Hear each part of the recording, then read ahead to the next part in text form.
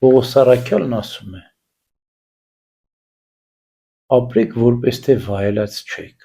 ունեցեք, որպես թե չունեիք, որտեղ այս աշխարհը ինչպես որ կա, վերանալու մոտ է։ Եվ քրիստոնյան այս կյանքում կարծես հյուր լինի, ճամփորդ լինի, երկնաքաղաքացի լինի։ Եթե այս գիտակցությամբ ենք ապրում այս կյանքում, ապրում ենք ոչ թե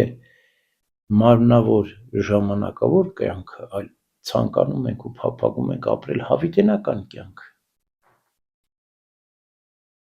Բայց մենք հարց կարող ենք տալ, իսկ այս աշխարհում, այս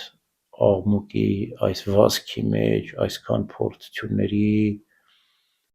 այսքան նեղությունների, դժվարությունների, գայթակղությունների մեջ կա կյանք ընդհանրապես հավիտենական կյանք։ Իհարկե կա։ Հենց ամենի մեջ մենք պետք է գտնենք այդ հավիտենական կյանքի գեղեցկությունը, քաղցրությունը, ամենուրեք Աստված ներկա է, բայց մենք երբեմն չենք տեսնում, չենք ճանաչում, չենք զգում, չենք ապրում, չենք շնչում Աստծո ներկայությունը։ Ինչու՞։ Որովհետև մեր հոգու աչքը փակվում է։ Երբ է փակվում, երբ որ մենք դադարում ենք աղոթելուց, երբ որ մենք հեռանում ենք Աստծո խոսքի ներշնչանքից։ Տերը ավետարանում ասում է. զգույշ եղեք, որ ձեր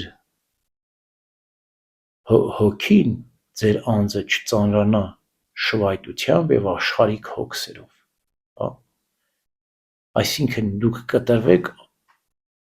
ավետարանից, կտրվեք եկեղեցուց, կտրվեք աղոթքից, եթե կտրվեք այդ բոլորից, Աստծո օրհնությունը ձեզ վրայից կհեռանա եւ դուք կընկնեք փորձությունների մեջ։ Հատկապես աշխարհում ապրելիս մենք կարիք ունենք կարգ ու կանոնով աղոթքի, որովհետև փորձությունները, նեղությունները այս աշխարհում շատ են։ Եվ եթե մենք ուզում ենք մեր հոգու խաղաղությունը պահպանել, եւ եթե մենք ուզում ենք չբարկանալ, եթե մենք ուզում ենք չգայթակղվել, մեղքի մեջ չընկնել, ապա առավոտյան եւ երեկոյան կանոնական աղոթքներ պետք է անենք։ Ցանկալի է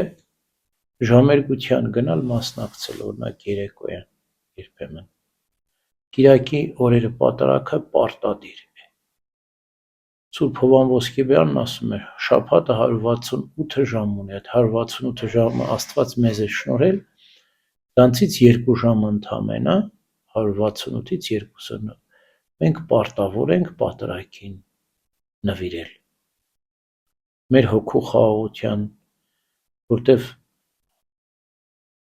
երկնքի արքայության գալուստը կամ աշխարհի վախճանը կամ Քրիստոսի գալուստը պետք է լինի կիրակի օրը, ինչպես ասում են եկեղեցու սուրբ հայրերը։ Եվ ամբողջ մեր շաբաթը պետք է պատրաստություն լինի Քրիստոսի գալուստին։ Մենք չգիտենք երբ կգա Քրիստոս, բայց եկեղեցու սուրբ հայրերն ասում են, որ կգա հանկարծակի։ Եվ մենք պետք է այդ հանկարծակին դարձնենք հստակ, մենք պետք է տեսնենք Քրիստոսի գալուստը, մենք պետք է ապրենք Տիրոջ հետ, որպեսզի այդ հանկարծակիությունը մեզ համար հանկարծակի չլինի, մեզ համար խաղաղ սիրով սպասենք Քրիստոսի գալուստին, եւ մեզ համար հանկարծակի չի լինի դա։ Մենք պետք է միշտ վայելենք Տիրոջ ներկայությունը, աղոթքով, խաղաղությամբ, հնարավորինս խաղաղություն պահպանելով մարդկանց հետ, ինչպես Պողոս Առաքյալն է ասում, հնարավորինս, որպեսզի կարողանանք խաղը մեր կյանքը վարել։ Եվ այդ ժամանակ մեզ կհաջողվի ամենադժվար նեղ վիճակում էլ Տիրոջ ներկայությունը տեսնել։ Հոգու աչք, մտքի թռիչք է պետք, որպեսզի մենք կյանքի իրադարձությունների, դժվարությունների, նեղությունների մեջ Տիրոջ ներկայությունը տեսնենք կարմիր թելով։ Աստված ամենուրեք ներկա է, որևէ պատահական բան չի լինում։